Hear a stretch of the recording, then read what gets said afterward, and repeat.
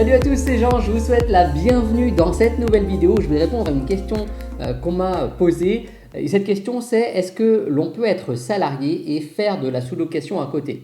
Donc je vais répondre à cette question en vidéo tout simplement parce qu'on me l'a posée et j'imagine que d'autres personnes peuvent se poser cette question. Je vais donc y répondre tout simplement là maintenant tout de suite en vidéo. Alors est-ce qu'on peut être salarié et faire de la sous-location à côté?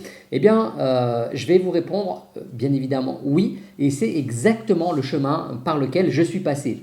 C'est-à-dire que lorsque j'ai commencé la sous-location, il y a un peu plus de 5 ans maintenant, ça commence de dater, je suis quand même pionnier dans ce domaine, il faut le dire. Lorsque j'ai commencé à mettre en place ce système de sous-location, j'étais encore salarié et je cherchais un moyen pour pouvoir quitter mon travail, pour pouvoir vivre de revenus immobiliers, d'avoir des revenus alternatifs pour pouvoir me passer tout simplement de mes revenus en tant que salarié. Donc ce qui s'est passé, c'est qu'en tant que salarié, j'ai eu la possibilité de créer ma petite entreprise tout en étant salarié et en exploitant les biens de plusieurs propriétaires en sous-location. Alors je rappelle, quand on fait de la sous-location, il s'agit de louer un bien immobilier à un propriétaire avec son accord. Bien évidemment, on ne fait absolument rien sans l'accord des propriétaires. Et on va relouer ce bien immobilier ensuite de manière différente, que ce soit en colocation, en location courte durée. On peut aussi sous-louer des bureaux. Voilà, il y a plusieurs possibilités qui sont possibles. Mais en tout cas, voilà en quoi consiste cette activité de sous-location professionnelle. Et c'est exactement ce que j'ai fait quand j'ai consulté un avocat spécialisé en droit immobilier pour me mettre en place cette stratégie de manière parfaitement légale.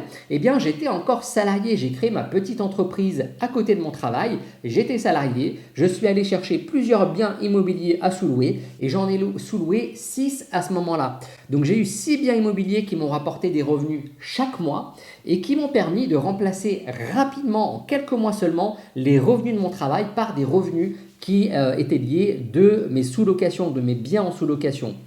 Mais je dirais que ce n'est pas le tout, ça va beaucoup plus loin que ça. Lorsque vous entamez cette démarche-là, vous avez donc des revenus immobiliers qui vont tomber régulièrement à côté de votre travail. Vous avez la possibilité par la suite, si vous le souhaitez, ce n'est pas forcément l'objectif de tout le monde, mais la possibilité, si vous le souhaitez, de quitter votre travail.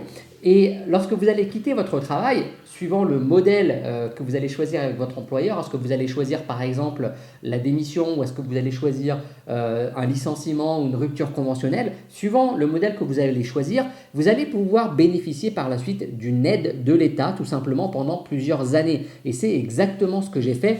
J'ai quitté mon travail via un accord avec mon employeur et pendant 2 ans, eh bien, j'ai bénéficié d'une rémunération. Alors, on ne peut pas appeler ça rémunération, mais plutôt une allocation qui a remplacé les revenus de mon travail, alors qu'à côté de ça, je touchais déjà des revenus de la part de mes sous-locations. Donc attention, il y a des choses à faire, il faut savoir vraiment comment s'organiser pour mettre ça en place. Ne faites pas ça n'importe comment parce qu'il y a vraiment des critères à respecter très précis pour pouvoir cumuler les deux. Donc voilà, soyez vigilants sur ce point, mais sachez en tout cas que c'est quelque chose qui est tout à fait possible. Vous pouvez être salarié, créer votre activité de sous-location à côté, commencer à générer des revenus avec vos sous-locations et le jour où vous estimez que vous percevez assez de revenus via vos sous-locations, eh bien vous avez la possibilité de quitter votre emploi si c'est votre souhait. Encore une fois, ce n'est absolument pas une obligation et de cumuler donc les revenus de vos sous-locations avec des allocations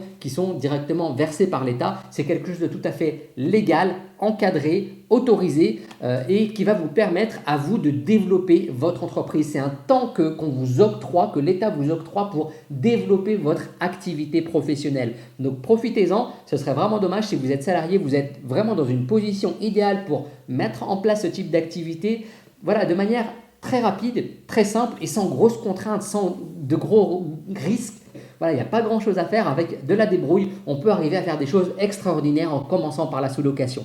Voilà, je voulais vous délivrer cette petite information qui peut être importante pour certains d'entre vous. Donc, merci à vous en tout cas de votre écoute et je vous dis à très bientôt dans une prochaine vidéo.